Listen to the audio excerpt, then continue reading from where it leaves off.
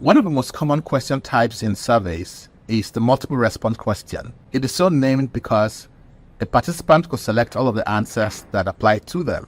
So the answers are not mutually exclusive. Many of them could be correct. Let's take, for example, a question that asks, which of the following modes of transportation did you use in the past 12 months? And the response options are by road, by sea, by air, by cycling, or on foot. Now, obviously, I may have used some or all of these options in the past 12 months, and that means that I'm eligible to select all of them. So that's a very common use case for a multiple response question. Now, sometimes, however, we might want to make things a bit more sophisticated in our survey. Perhaps we'll have a very long list of response options, and we wish to shuffle those options in the survey.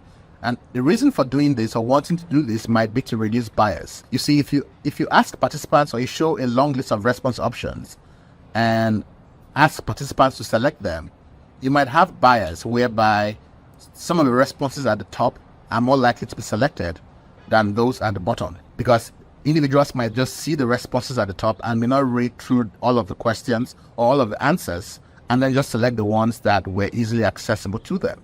And so you sometimes might want to reduce this bias, which we call ordering bias, because the order of the response options influences the answer.